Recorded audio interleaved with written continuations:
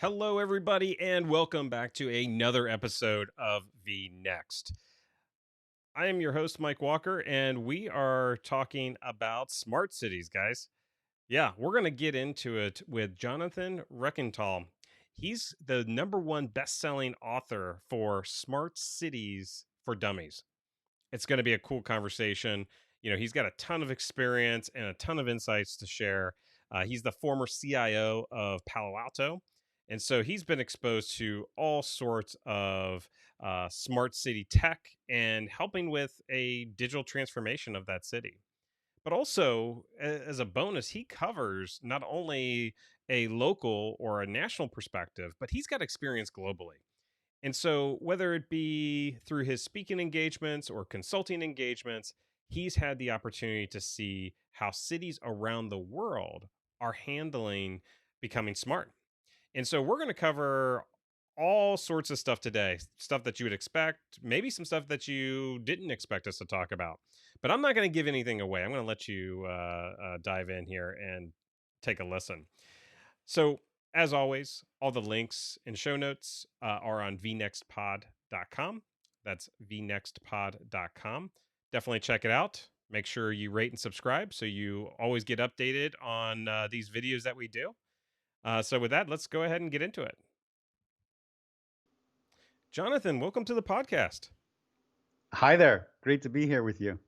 Yeah, so I'm really stoked to have you here. You're doing some amazing stuff.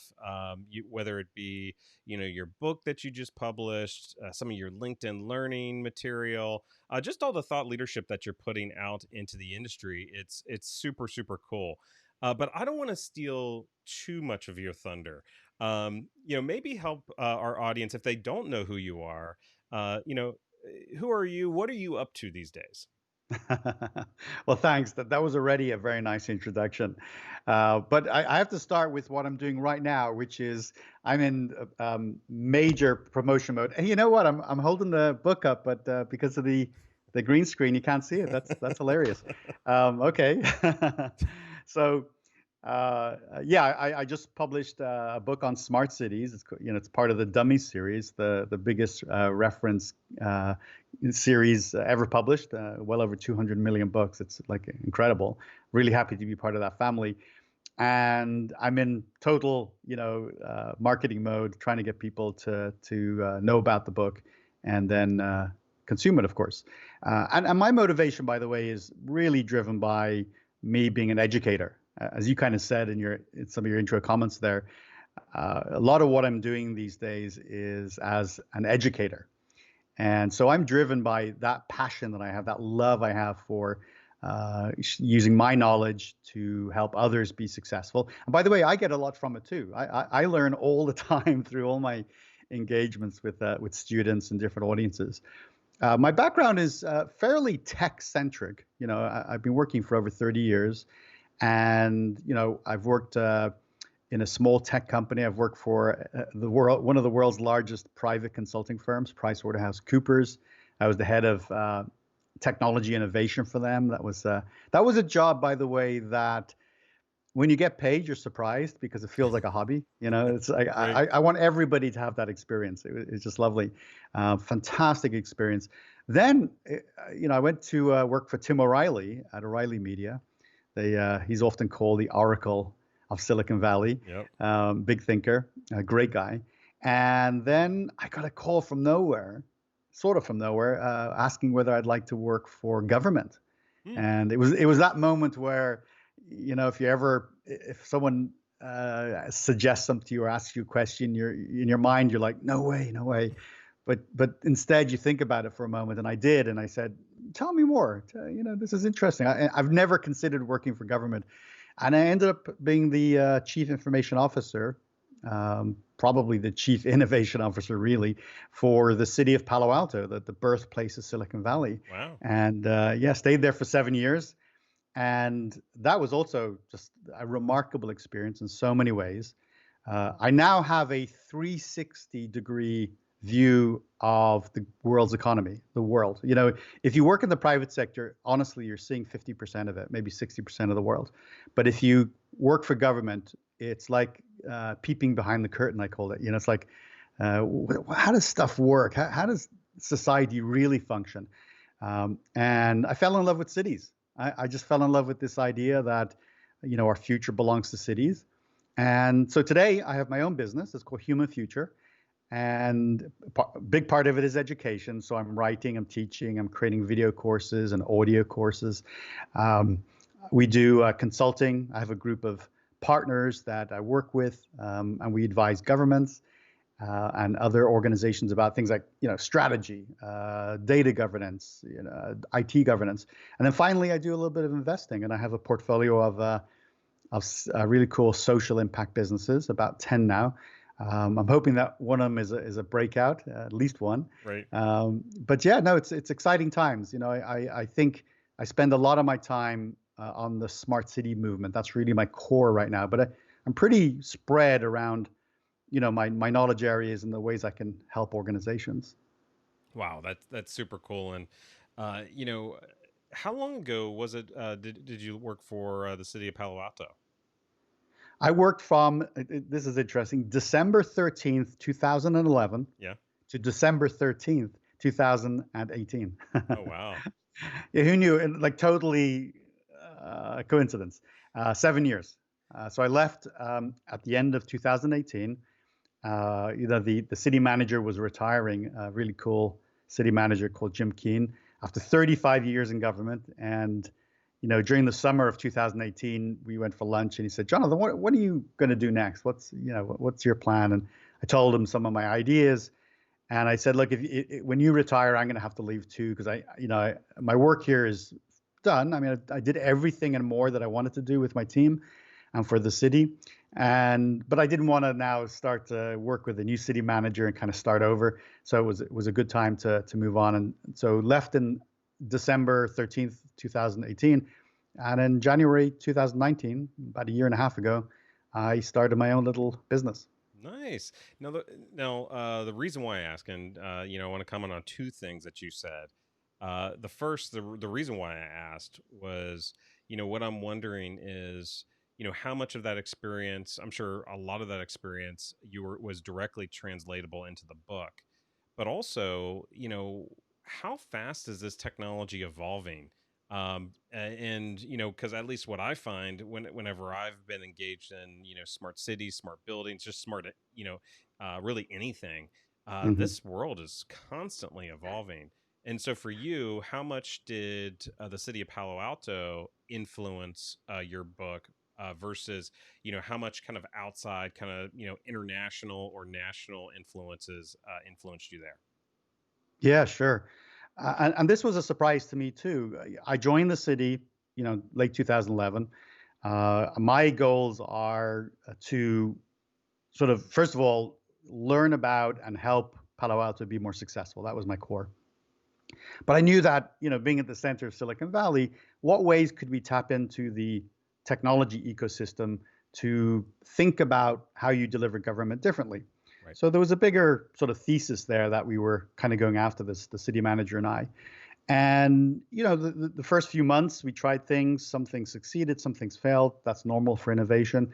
Um, but then as people started to write about the work we were doing, I'm talking about magazines, newspapers. I was on TV, on the radio, talking about the work we were doing.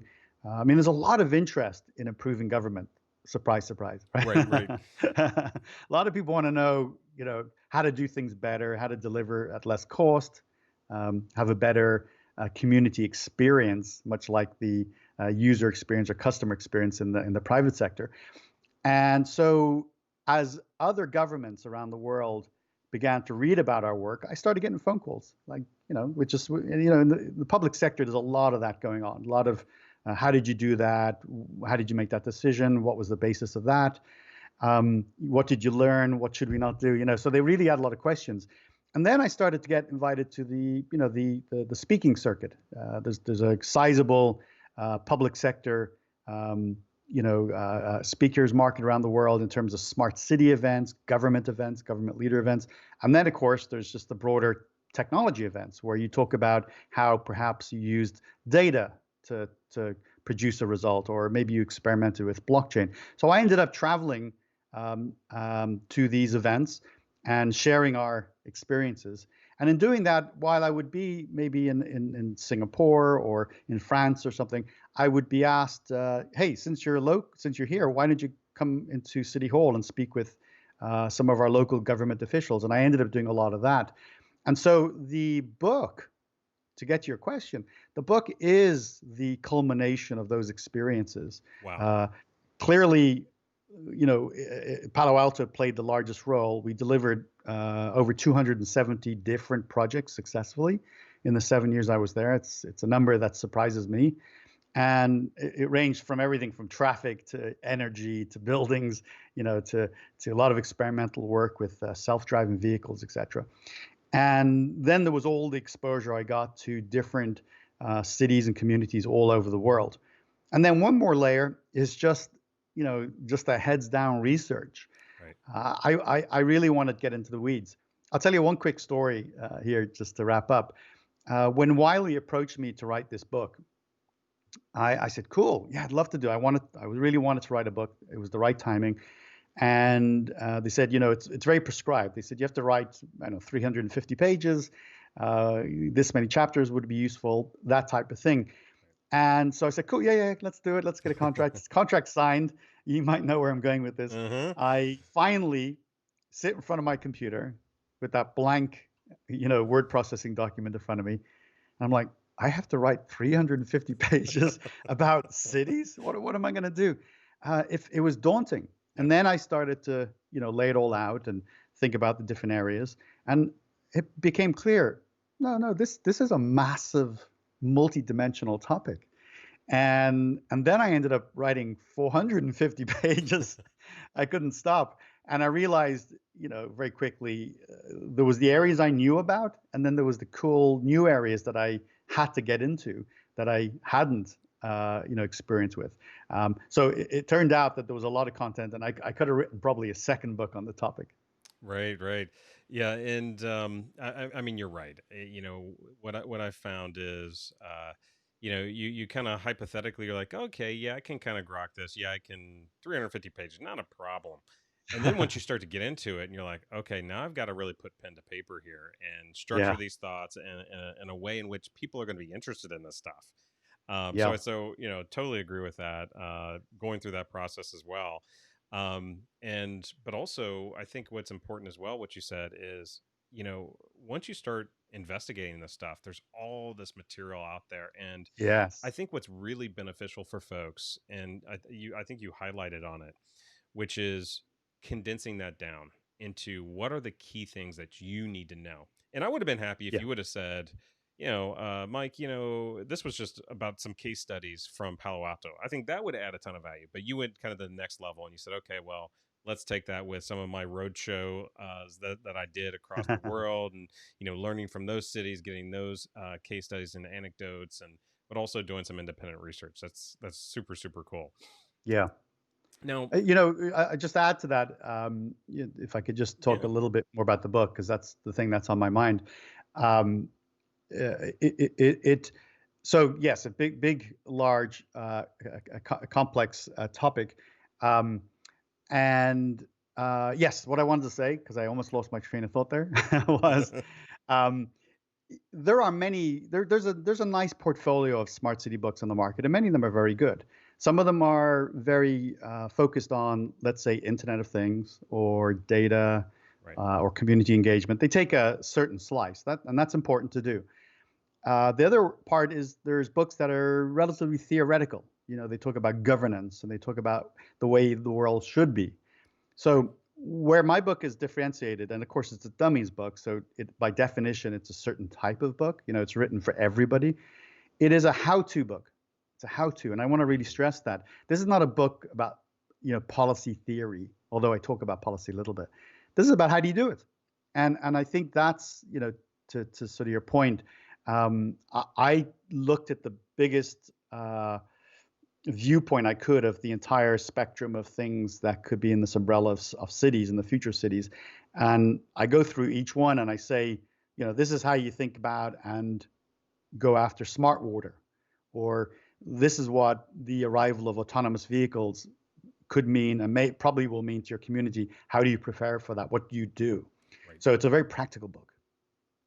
No, I think that's super important, and especially now where one, our attention spans are increasingly shrinking, but two, the digital transformation urgency level has started to peg, right? It's super, super high. And, I think that, there's a lot of books out there and other research that I think has checked the box on why we should do this. I think that's somewhat of a foregone conclusion at this point. But I really Yeah. like about, and this is what I strive to do on most things that I do as well, is you know, what sort of action do I take after I read this? What sort of real practical advice can I take from this and go do something, right? And so that's what I really liked about your book as well. Is it was very, very action oriented. So that was super cool. Yeah, thanks.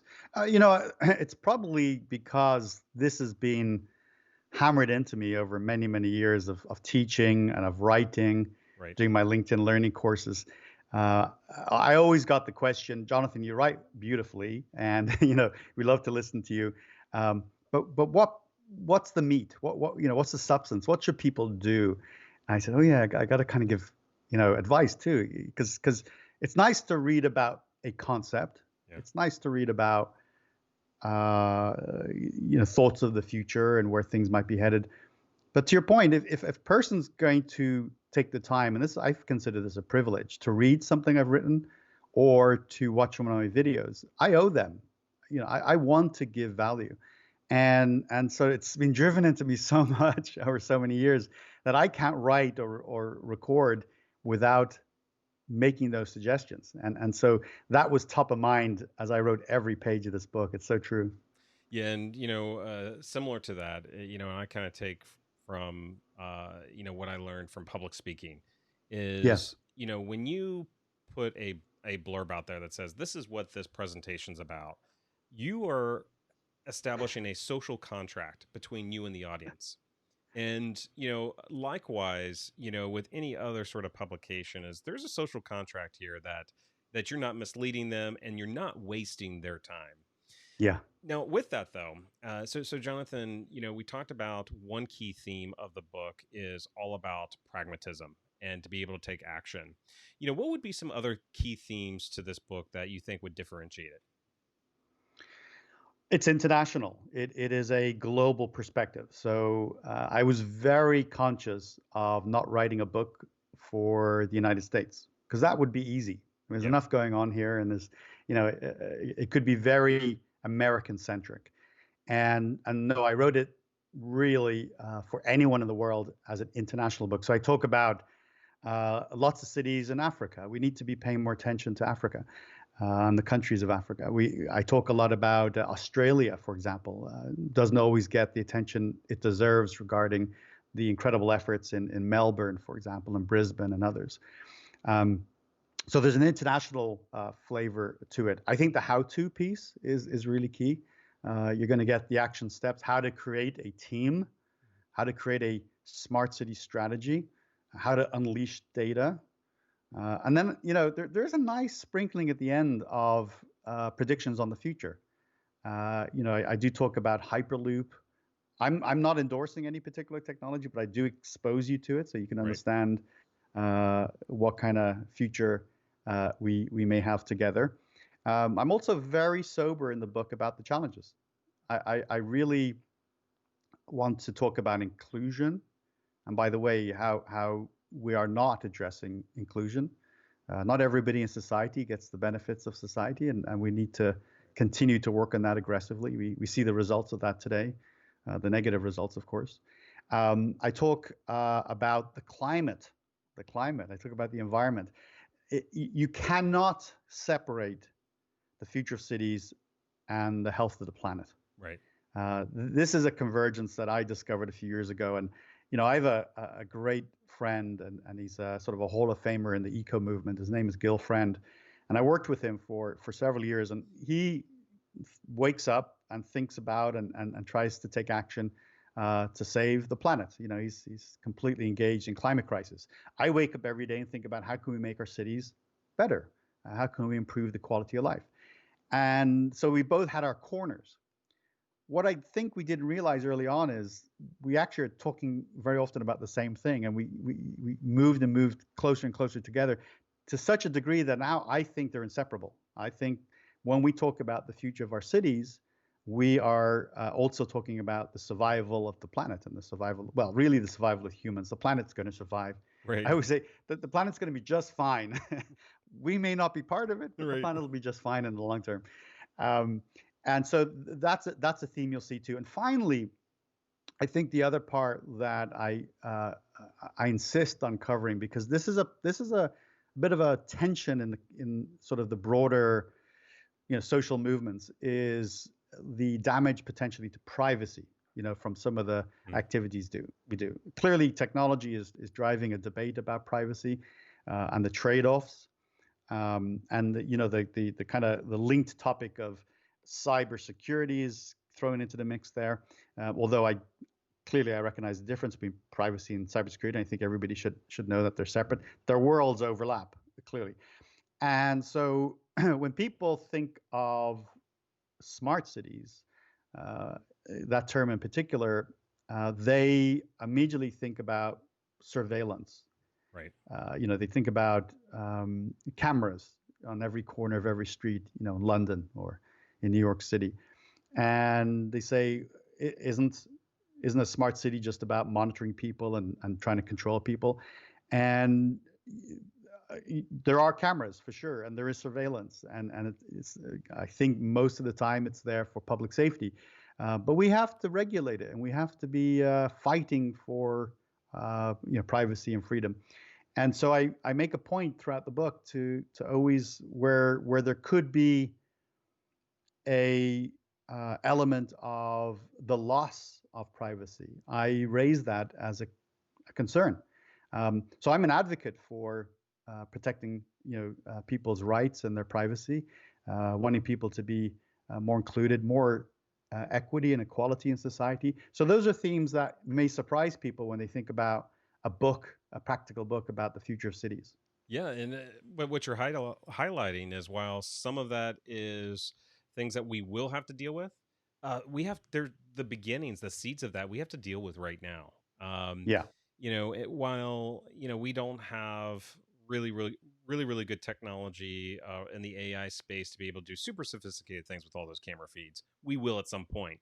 And so, what are the yeah. ethical decisions that we need to make around that AI that we tap into, all those cameras in London or New York or whatever city we're talking about, right? Now, three That's things true. that I want to double click on though. One is it'd be interesting from all the cities that you've seen and learned about, were there consistent themes or were there specialities in those cities that differentiated them from other cities? And maybe explain why you think that's the case. They're great. You're absolutely right. Um, there are four themes that I have seen consistently um, in cities all over the world. Some of it will be obvious to people, and some of it maybe not so obvious.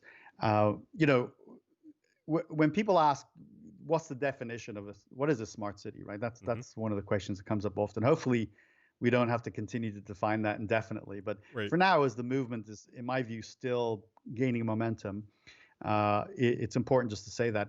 And it really is about using technology and best practices for better, sustainability, workability, and livability. That's the sort of definition a lot of us use. Um, it's important also for us to recognize that what cities do are a reflection of their needs. So a smart city definition is a reflection on their requirements, like what's important in their community. So you have this broad umbrella of a definition, and then you have very quickly underneath that, here's what's important to us, right? So a community Uh, might say it's all about economics for us. Another community might say it's all about the housing crisis, right. So or could be a combination of many things. But there are four themes that I see consistently. Now, one of them is, I'll start with the easier one. As I have been traveling around the world, at least until March of 2020. I haven't traveled in many months. Last year, I was on the road 2 weeks of every month, and I actually like it. I'm one of the few people who enjoys the global road warrior role. I like being I hear you out in there. the. I'm missing it a bit. Getting a little stir You're, crazy here.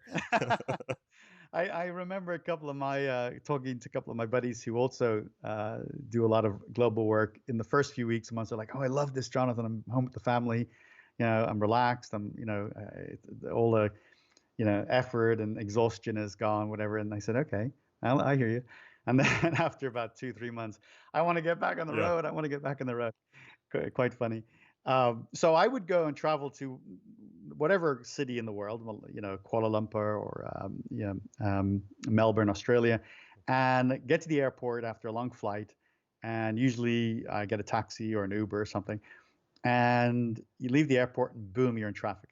Because Right. typically I'm staying at a hotel, downtown. And that journey from the airport to the hotel is usually congested. And somewhere like Sao Paulo, right Oh, in southern Brazil, I I go was just there. gonna bring that up. That's the number one worst place for traffic, going to the airport and coming from the airport. Absolutely, you're so right. The airport isn't that far from Yeah. downtown, but it takes a minimum of 2 hours because the traffic is 24 hours a day, really, pretty much back to back. And so transportation is probably one of the single most consistent challenges we see around the world, and it takes many forms. It's congestion, it's the overuse of the car, it's the dangers of driving. 1.4 million people die in car accidents around the world every year. It's finding a parking space. Our cities, by the way, in some cities, 60% of the space in a city is just for vehicles. You Wow. think it's just wild. We've in America in particular, we built our cities around the automobile, right? Our cities are built for cars, not for people. And there's a movement now that I'm seeing around the world, even here in the U.S., where we're like, we need to, humans need to regain, excuse me, our cities back. We have to uh, redesign them, rethink of them for us, for the human experience. So transportation is one. Second one would be energy. Hmm. Now, right, energy is a big deal. As our cities grow, and we have a growing number of mega cities, these are cities over 10 million people. Yep. Tokyo has, I think now 37, 38 million people. Mexico in the 25 or more million people. And by the way, crazy that these cities are so successful, right? They're so huge, so complicated, and yet somehow every day there's a pulse, and they work quite well. Massive challenges, of course, but Yeah. all things considered, pretty good. So our cities need more energy. More people are moving in from the countryside to our communities. They want, they need electricity, of course. They want um, televisions and refrigerators and microwaves, and it all generates power. And you got these big billboards in a lot of modern cities that are just huge, digital screens. Um, we can keep pumping gas and oil out of the earth and the oceans. We can, keep digging up coal out of our mountains, but it's killing the planet and it's Right. killing us. It's pretty nasty. We all know this. It's time for us to see how we can move to more sustainable, cleaner, non-carbon based energy. So there is this massive movement globally of a sort of pursuit of non or majority non-carbon, with a little bit of carbon based. You have to have a mix. Unfortunately, there's Right. no silver bullet for all solar or all wind power. Um, so energy is an issue, right? That not only needing to deliver more, but needing to deliver it cleaner and put in the infrastructure for that. I mean, solar is awesome. I mean, sun comes up every day. It's free. Right. It works. So solar will get better and better over time, and that will likely be the dominant. Third is digitalization, something very near and dear to your heart. Uh, you very quickly recognize when you go into government that not only as a worker, but as a community member, so much of the things that you do are paper-based still. They're Right. still analog.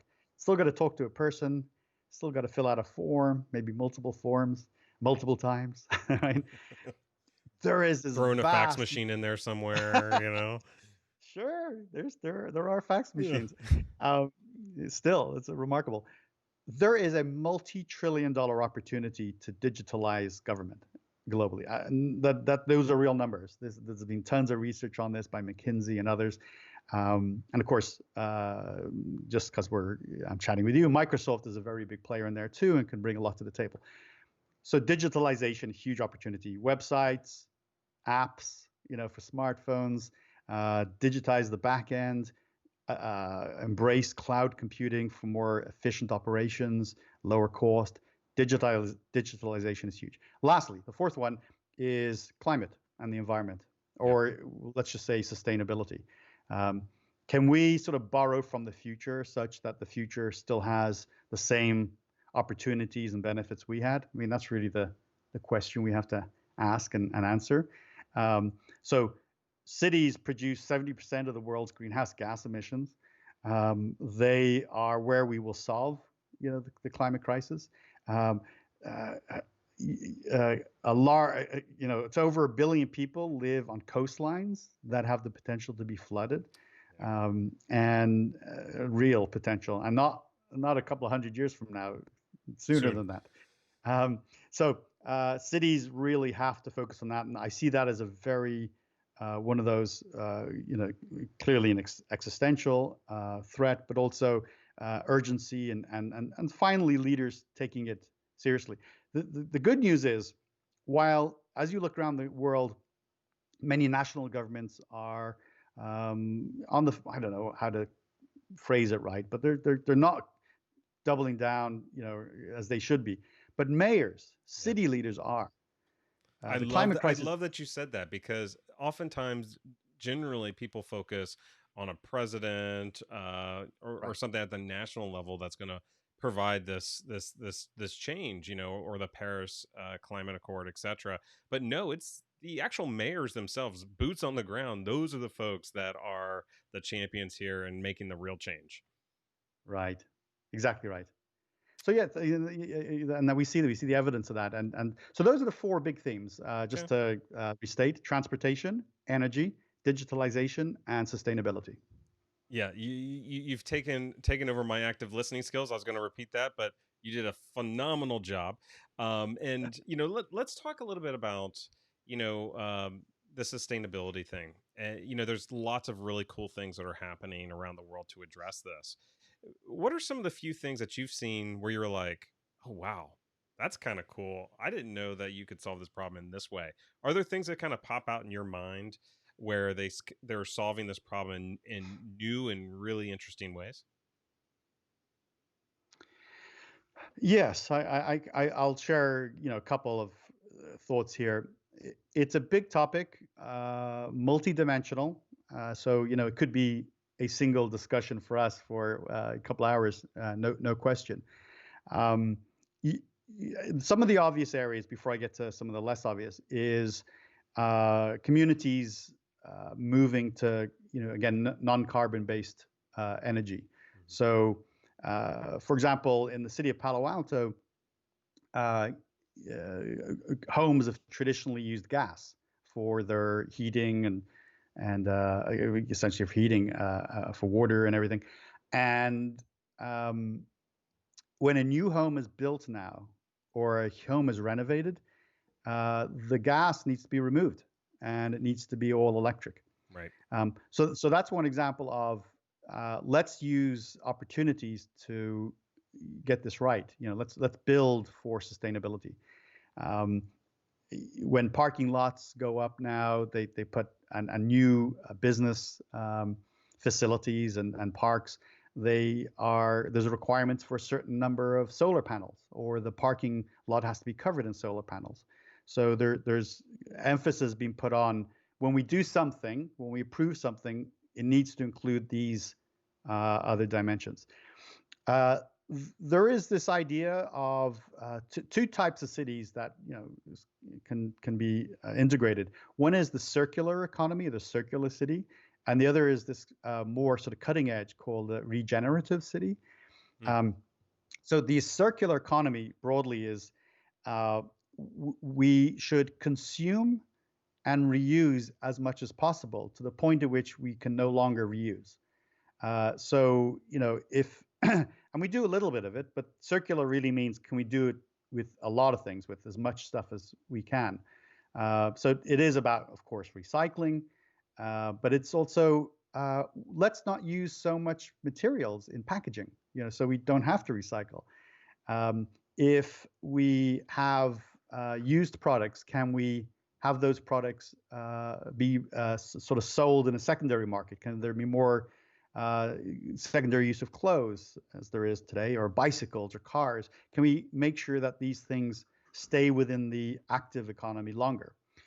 The regenerative community, and this is really sort of cutting edge, is one that is largely sustainable on its own without having to go more broadly outside of its borders to import the things it needs. Now, like a community, a city can't make its own medicine. That has to import. But are there other things, like, for example, food? Can Right. can the food that's used in a community be either within um, the borders of a community or just a little bit outside of it, right? Um, Homes that are built in regenerative communities, can they be off the grid? Can they just be solar, and can there be enough wind? Can the water circulate, without draining to the ocean or rivers? Um, and there's some really interesting work being done around the world in these arenas. Circular city, or the circular economy concept, is more broadly being adopted because of the recycling component, Right. but the regenerative is still in its early stages. The final point I would make, because this goes back to this idea of how can I be practical? Right.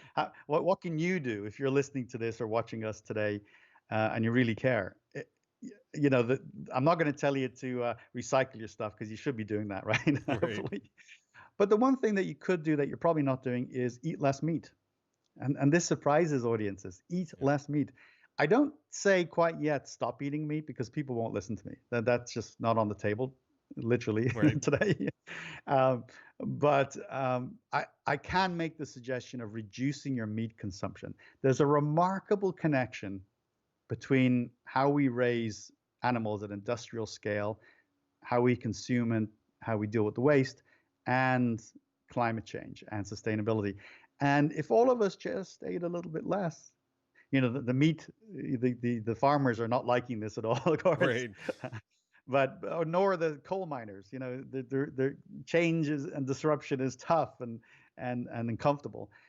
But that's something all of us could do. And by the way, not only will you save the planet possibly, but you'll save yourself. Yeah. There's tons of research that lower meat consumption can reduce cancer, diabetes, and heart disease. Yes. And for those that are maybe listening in Texas, or other places that love their beef, we apologize in advance. Um, so, you know, also what I've found is, people oftentimes look at big cities like a New York or a Tokyo, or Paris or London, etc., these well established cities for guidance and leadership.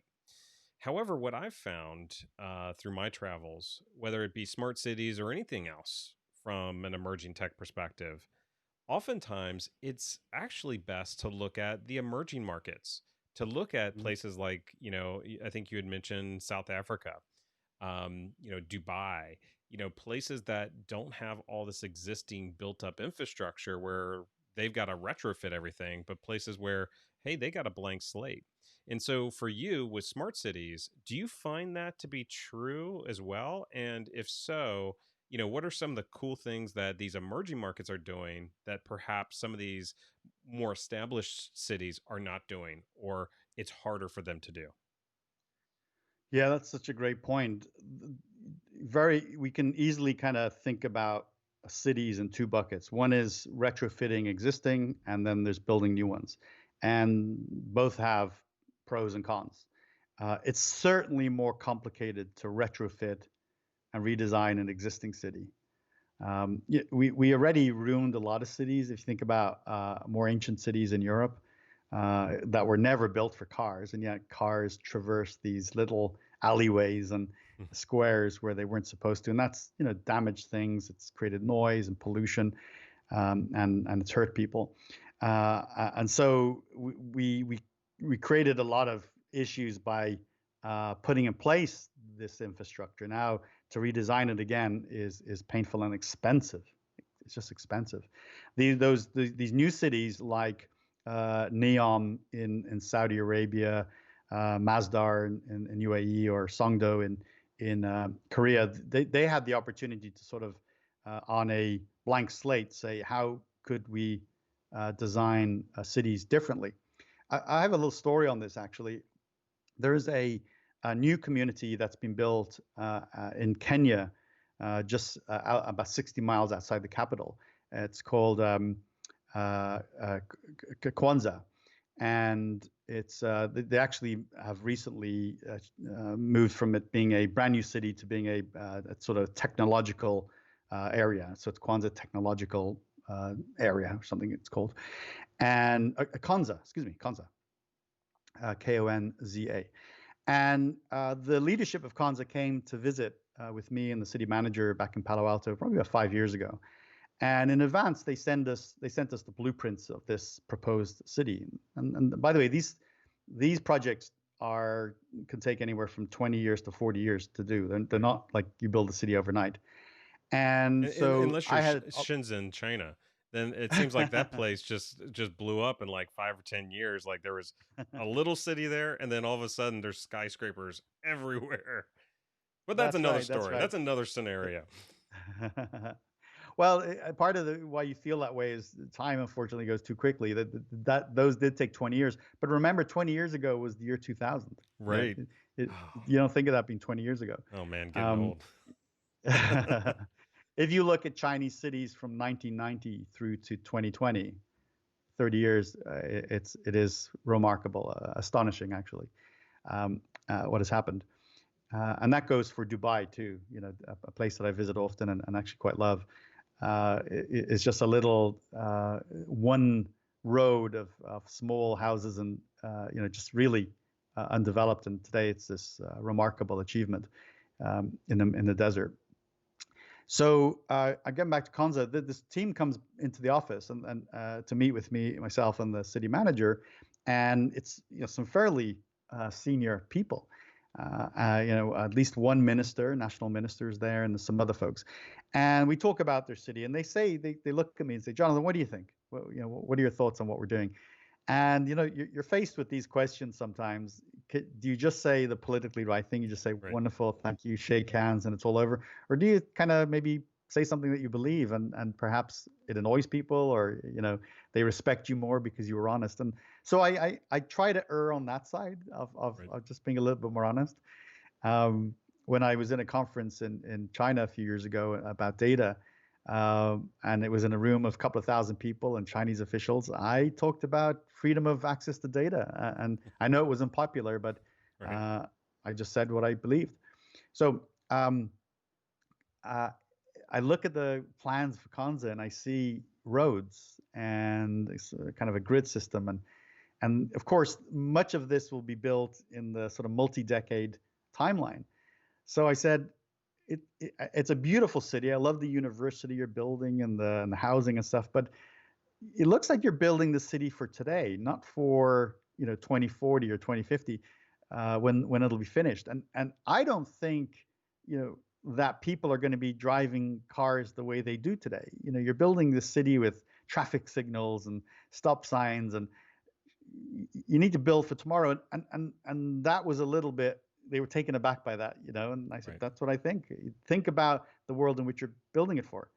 This, by the way, is the hardest thing about innovation, right? And I've spent a career in innovation.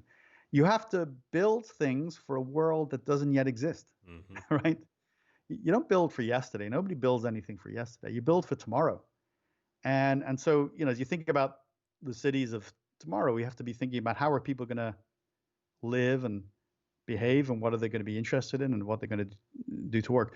So I think I answered most of your question. I think you did. Yeah. Now, Mhm.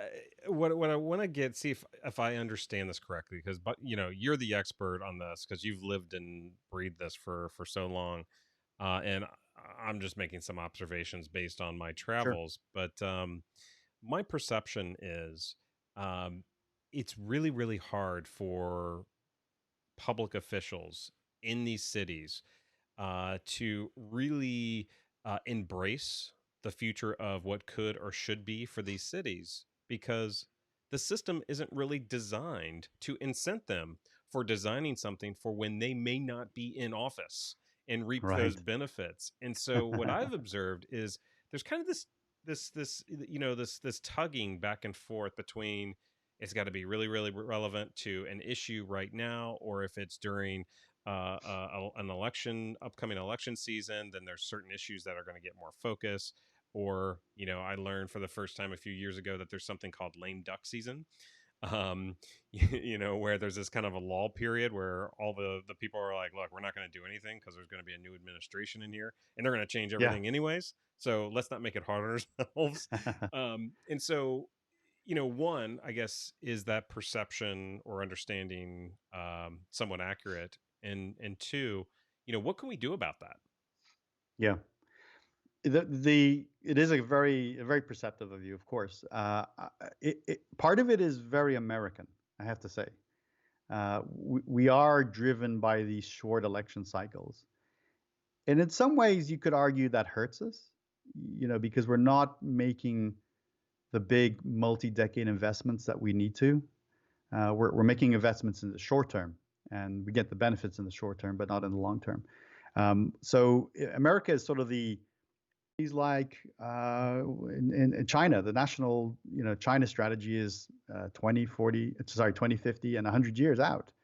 Hmm. Um, you look at even, again, because I know it quite well, you look at the United Arab Emirates and Dubai, and they have their 50-year plan. And everything they do today is for this 50-year plan. And they believe in 2070 that they should have achieved these certain things.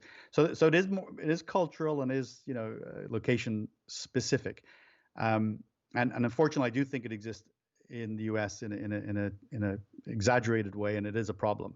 So now the question you asked was, well, what do we do about it?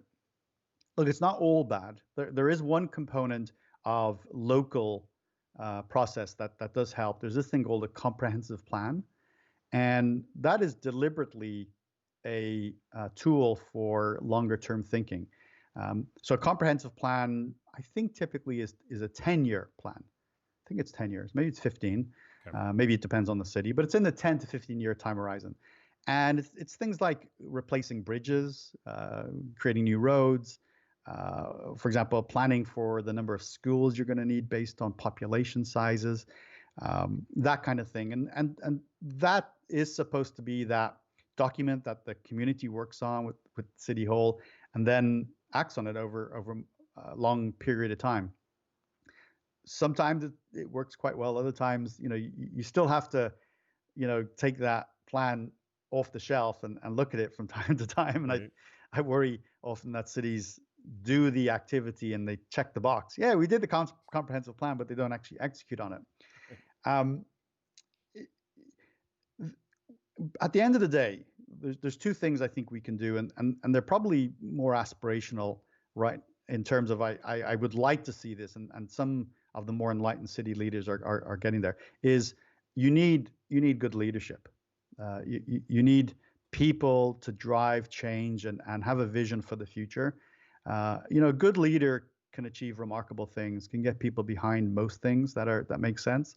So I think what we need is more leaders in cities who have that longer term vision that isn't being guided by the next election.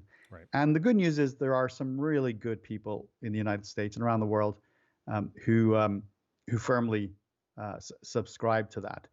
Um, And I think what you need to do is have this practical vision, but also a set of values that you base that vision on. What does the community believe in?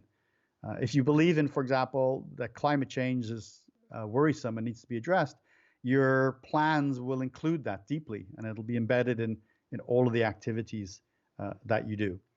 Now, the second reason I've completely forgotten, so I'll stop.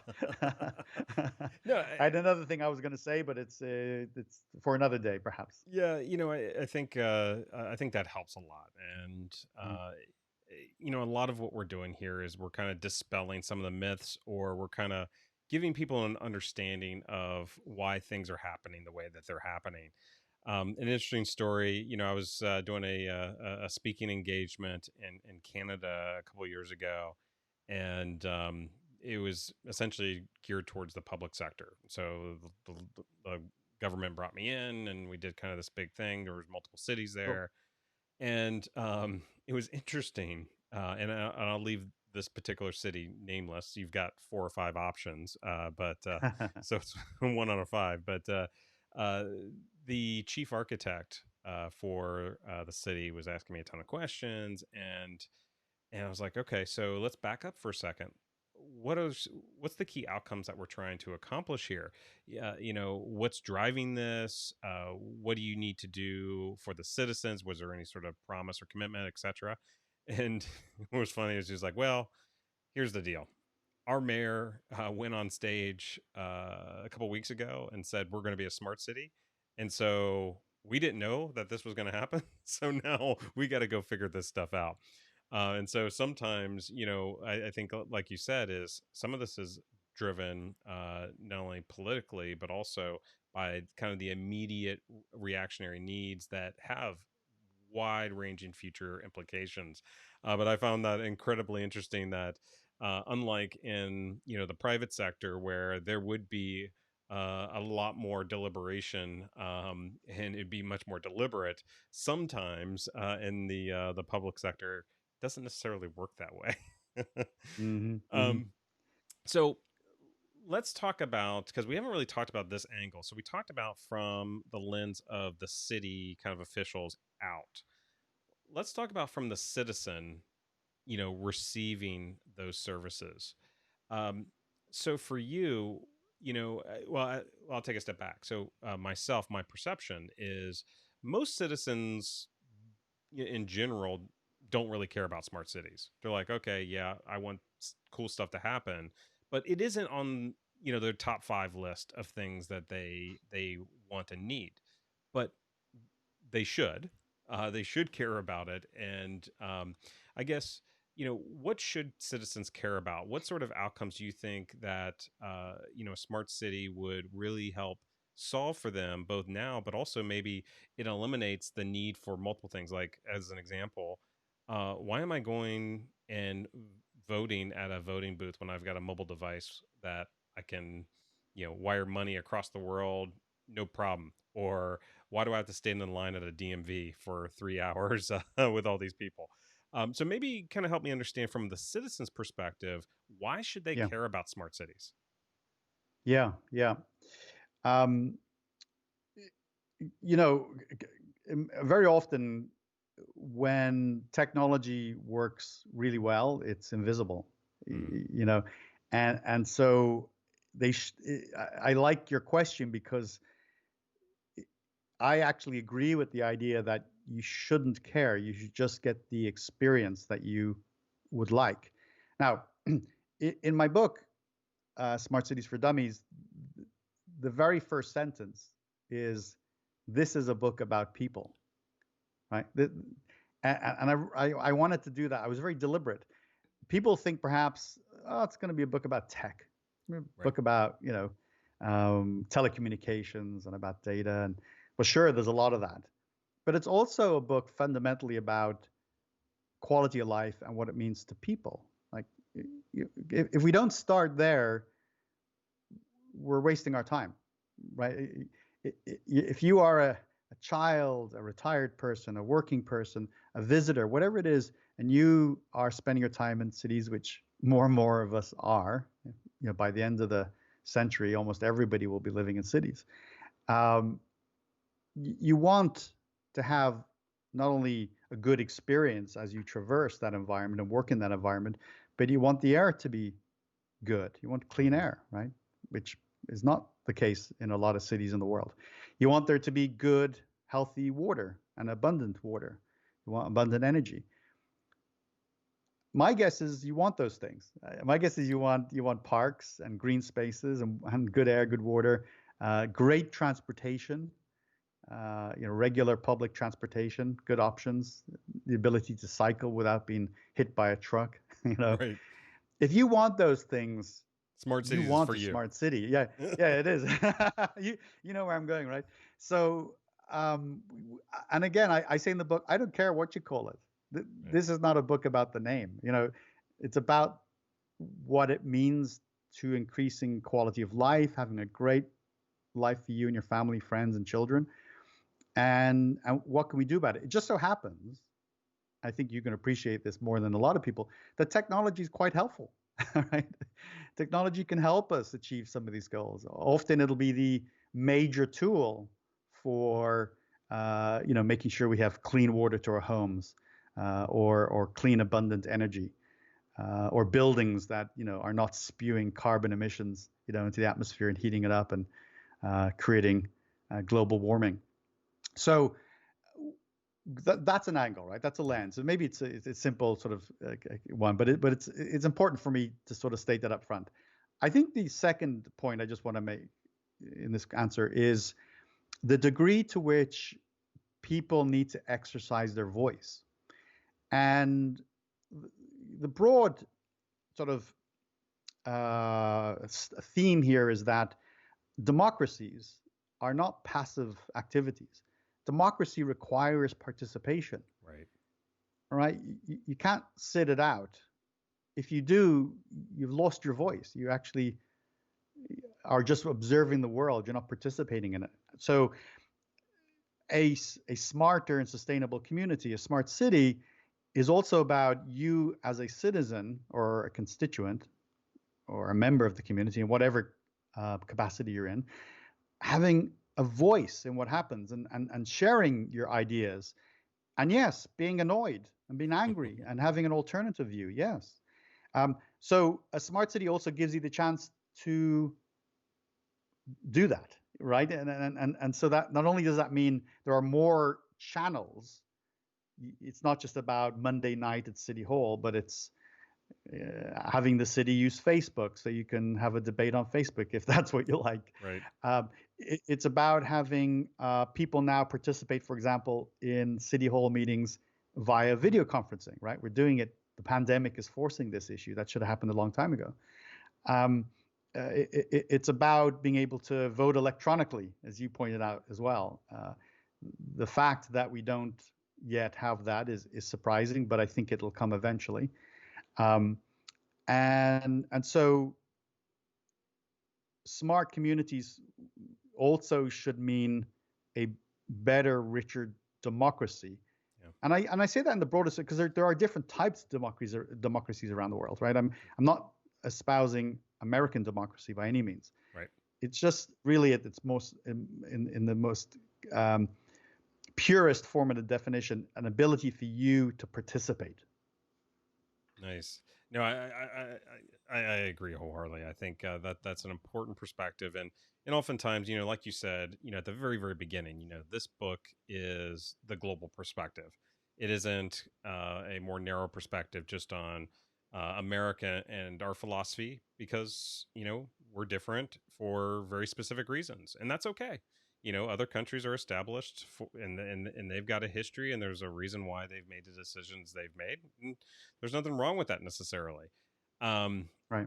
so let's transition into rainbows and unicorn land. Let's open up the door to fantasy land here, and let's walk in and let's go all in. And I'll ask you, since you've got all this practical experience, let's throw all that away for a second, and let's say, you've got a blank slate, and you were king for the day, and you could design the perfect city.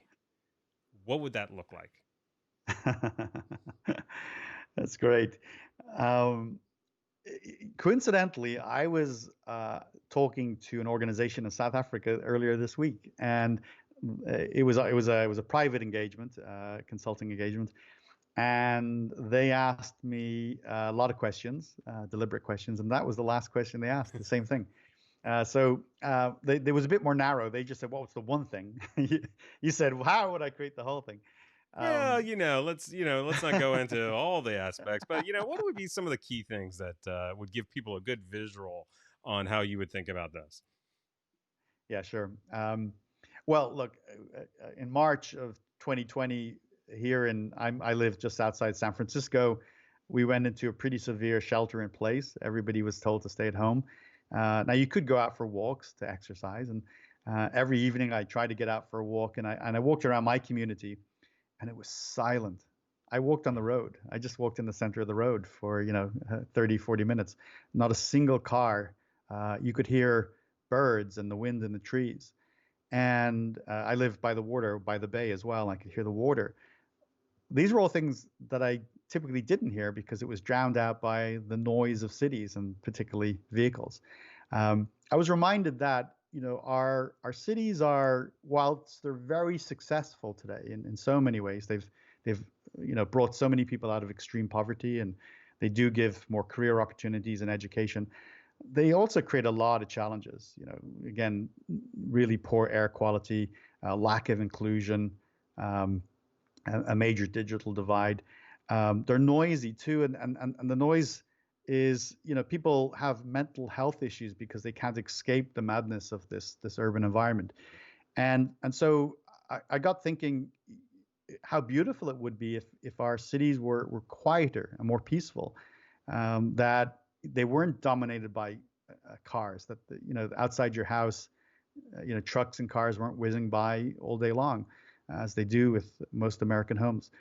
And so my perfect city would probably start there. It would be a place where there was much more focus on walking, cycling, um, light rail, very low impact, better forms of public transport.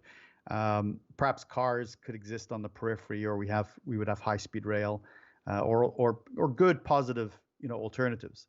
I think that's part of it. Second, clearly, would I'd want the community to be completely carbonless, and so all energy would be produced largely by the sun and the wind. Um, and uh, and again, that would also contribute towards lower noise, but also lower, footprint, environmental impact. Right. Um, uh, I, I'd want a community that was its facilities supported people with any type of physical arrangement.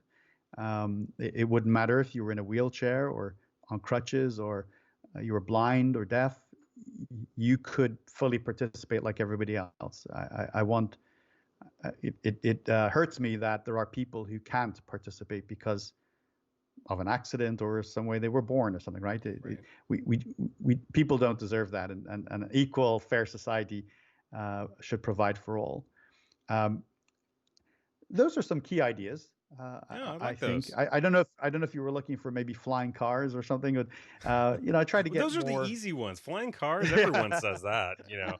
But no, I really like that answer because it's coming from a place of, we keep talking about practicality, but it's something that is experiential. And I was talking to the CIO of the city of Dublin, which is a suburb of Columbus, Ohio, Yeah. and he essentially how he defined a smart city was all centered around the user experience of the citizen.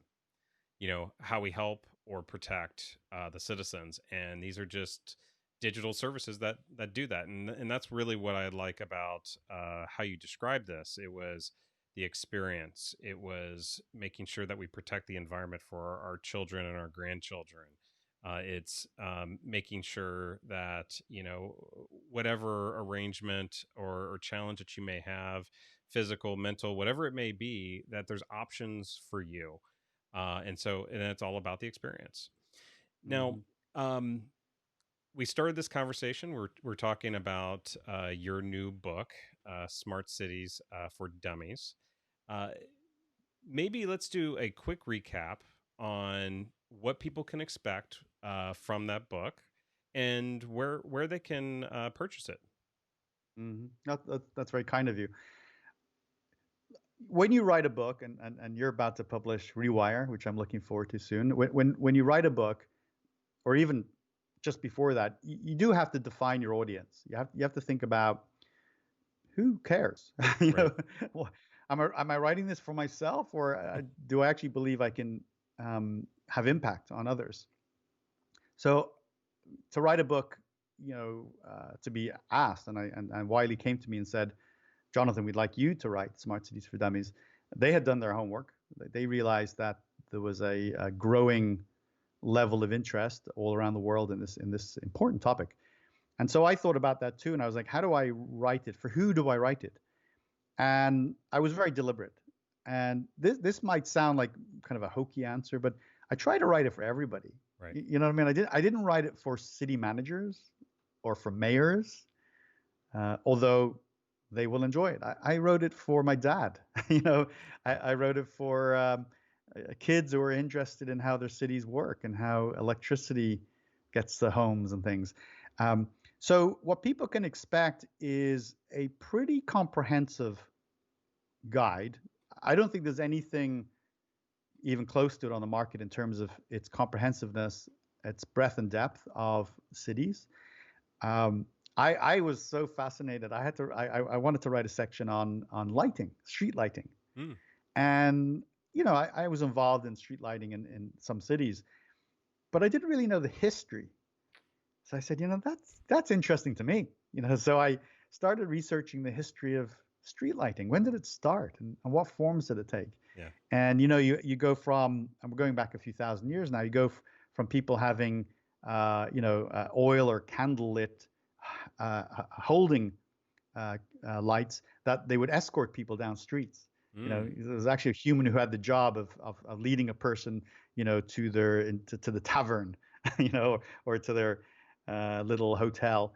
And then later you have a city like France, a city like Paris, Paris in France, that the king says we need the streets lit up to be beautiful and to be safer, and really invests in that, and it becomes the city of lights, the city of light, which Paris is known as today. So that was just fascinating to me to write about that. People will learn about the origin of a lot of these things, and so that'll be fascinating.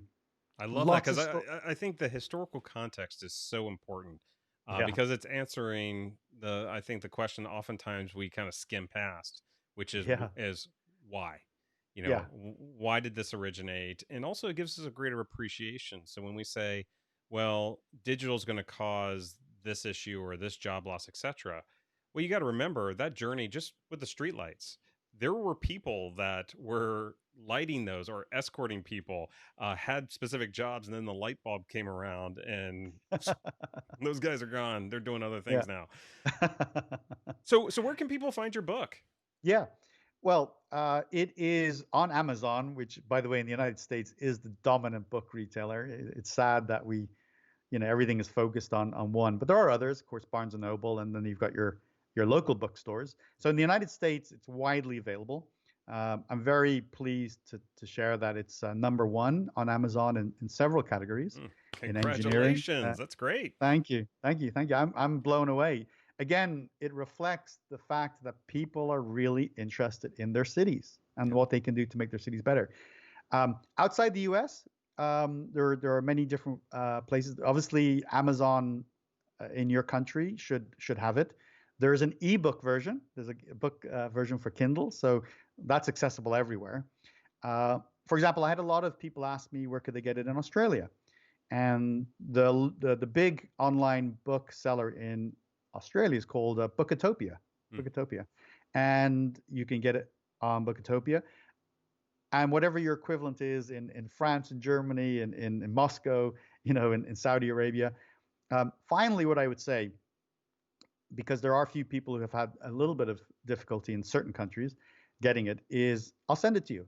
So if you reach out to me, I will personally sign it and mail it to you if you are stuck and need to purchase it. It's a little bit pricier because I have to put it the posting. Right. If I mail it to Beijing, I have to put postage for Beijing, so I add that.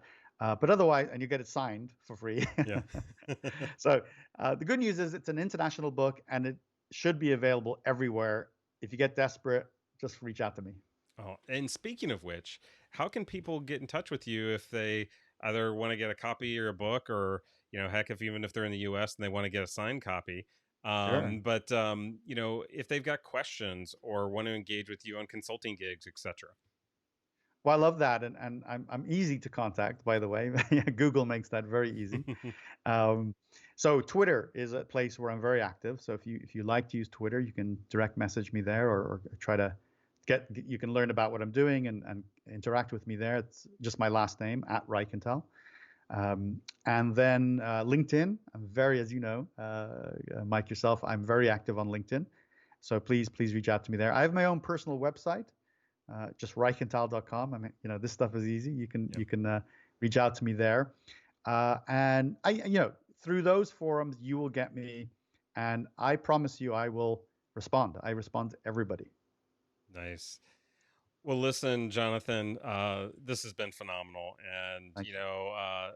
I learned a ton. Hopefully, all of our listeners learned a ton. But I really want to thank you for taking the time to be with us here today. No, thanks, Mike. I'm actually really pleased you do this, and you're great at it. And I hope your following grows and grows because you have some terrific people on. And for me, it's been a real pleasure. So thank you. Thank you, sir. And we're going to have to continue this conversation, talk about some of those other deep dive topics. But Oh that's for yeah, let's another do that. episode. All right. Thank you.